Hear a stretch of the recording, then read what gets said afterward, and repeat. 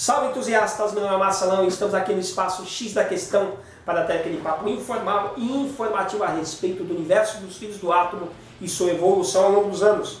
Nesse vídeo vamos falar sobre a produção dos filmes dos X-Men, parte 1. Após a compra da 20th Century Fox pela Disney, que já havia comprado a editora Marvel Comics e consequentemente a Marvel Studios, minhas esperanças foram renovadas na possibilidade de que talvez em um futuro longínquo os fãs verdadeiros e de gosto refinado pudessem finalmente se emocionar com uma obra ainda maior do que foi Os Vingadores no cinema. E os únicos que podem fazer isso de fato são os X-Men. E vamos aos fatos.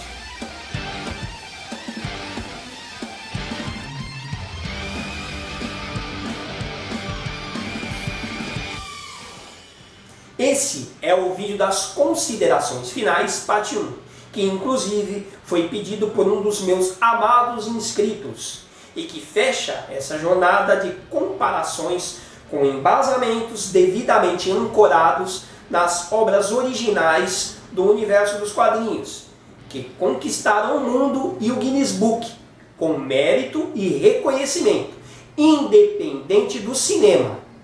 Mas antes, deixa o seu like aqui pra gente, que é muito importante, tá? Se inscreve no canal.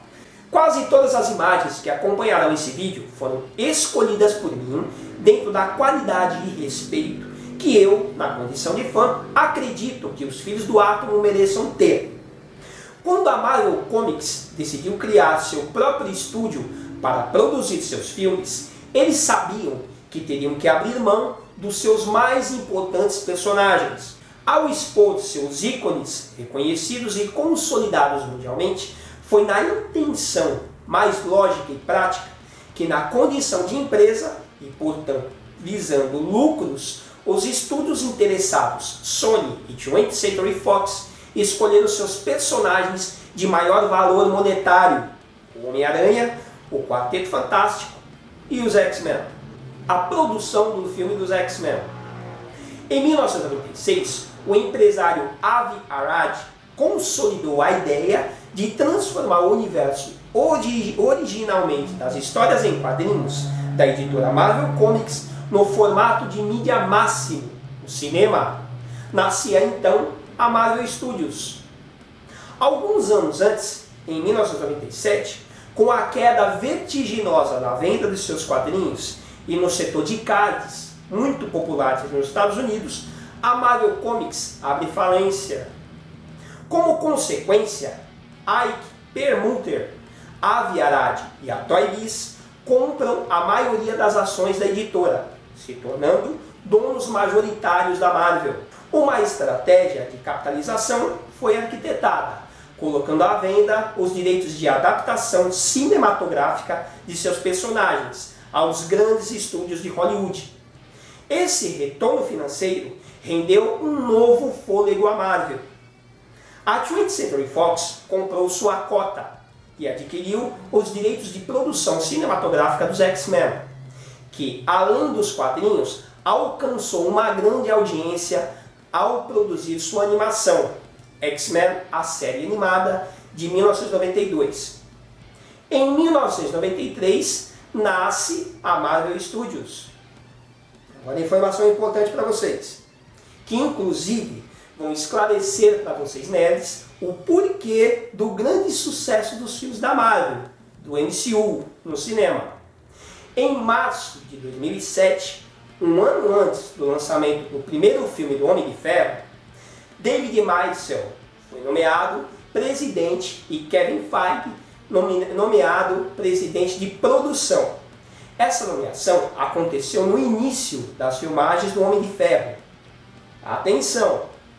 Para preservar sua identidade artística, ou seja, toda a configuração e conceito de seu universo e personagens, a Marvel Studios formou um comitê criativo formado por 6 pessoas, familiarizadas com sua tradição de histórias em quadrinhos. Inclusive o próprio Feige. Eram eles: Lois D'Esposito, presidente da Marvel Comics, Dan Buckley, presidente da Marvel Entertainment, entrou na Marvel em 1990, permaneceu até 97 e depois retornou em 2003. Joey Quesada, para o cargo de editor-chefe criativo, ilustrador. Quem lê quadrinhos sabe quem que é Joey Quesada, né?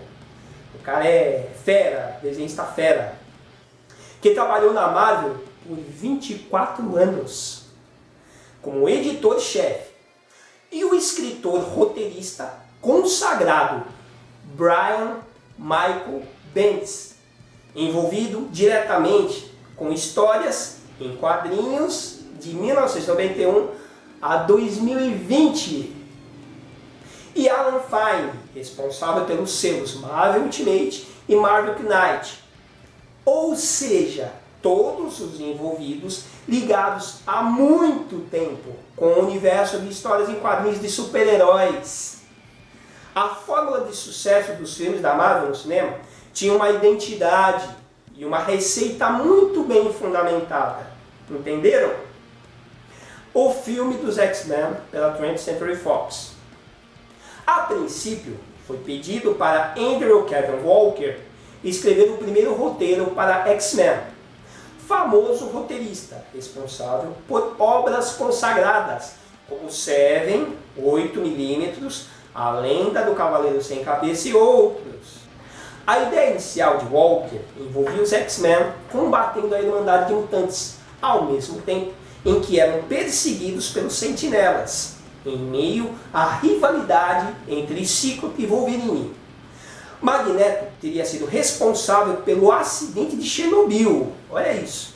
E Bolivar Trask e Harry Peter Gilrick seriam os principais vilões, responsáveis diretamente pelos Sentinelas. Ou seja, toda a estrutura criativa estava muito bem de acordo com a ambientação dos quadrinhos dos X-Men. Porém, dentro do típico processo de uma adaptação de filmes de Hollywood, uma fila de outros escritores, roteiristas, foram contratados para adicionarem elementos ao roteiro. Entre eles, Ed Salomon, do Homens de Preto, John Logan, de O Gladiador, James Schwartzman, Tigre e o Dragão, e Joss Whedon, de Buffy, a Caça-Vampiros, Angel e Agentes da S.H.I.E.L.D. Além dessa grande maioria cogitada para interferir com suas opiniões divergentes, que certamente distanciaria ainda mais a ideia da obra original, a Fox decidiu resumir toda aquela salada pelas mãos do roteirista e escritor Michael Chabon, que tinha uma ideia já definida de roteiro, em que os personagens centrais da trama seriam Wolverine e Jubileu, abordando tensões pessoais sem um supervilão. Nesse meio tempo, o diretor Bryan Singer estava com sua carreira em ascensão, por seu reconhecimento e elogiado trabalho com o filme O Aprendiz, estrelado por Ian McKellen. Por que será que o Magneto é tão velho, né? Na época, Bryan Singer estava interessado em dirigir uma ficção científica, cogitando a possibilidade de dirigir Aliens: A Ressurreição, mas foi convencido por Tom DeSanto de que os X-Men seriam uma escolha melhor para o diretor. Bryan Singer assinaria o contrato em 1996 e trouxe com ele o roteirista Christopher McQuarrie, que já tinha trabalhado em seus 3 filmes anteriores. Juntos, os dois aproveitaram a sugestão do roteiro de Michael Chabon, aquela maravilhosa ideia da jornada do Wolverine com Jubileu. Olha isso! Trocando a personagem pela vampira. A ideia da troca também foi motivada pela popularidade da vampira na animação de X-Men de 1992. O foco da trama se desenvolveria em torno do Wolverine e da vampira, escolhidos por popularidade. O mesmo método de escolha foi usado para compor a Irmandade de Mutantes, que nos quadrinhos originais seriam formados por Mestre Mental, Groucho, Mercúrio e Feiticeiro Escarlate. Foram cogitadas a ideia dos roteiristas Joss Whedon e Ed Salomon, Mas, por acreditar que um fã da obra deveria participar da produção, Singer decidiu trazer David Hayter para finalizar o texto. Porém, essa manobra era ilegal e o gerente de produção Peter Rice teve de pagar $35 mil para Hayter ficar quietinho para não mover o processo no futuro como coprodutor da obra. Perceberam? Ninguém envolvido com o projeto tinha de fato uma ideia real do universo dos personagens. Precisaram pedir ajuda para um fã, fora da equipe de roteiristas, para auxiliar com o ponto de vista particular dele para finalizar o roteiro. E ainda pagaram um cala-boca para o cara não se manifestar no futuro. Com o medo do fracasso das bilheterias, os roteiristas McCary e Salomon pediram para que seus nomes fossem removidos dos créditos finais. É claramente a confiança que você teria caso não soubesse do que estava fazendo, muito menos acreditasse no resultado final do seu trabalho. Que triste, né? Bom, a gente vai continuar no próximo vídeo, né, com essa trajetória, né, que tornou o filme dos X-Men um sucesso relativo, para quem não conhece os X-Men dos quadrinhos. E a gente vai continuar relatando o que aconteceu de fato por trás das câmeras, beleza? Não deixe de se inscrever no nosso canal, dá um like pra gente que é muito importante. Um abraço e até o próximo vídeo.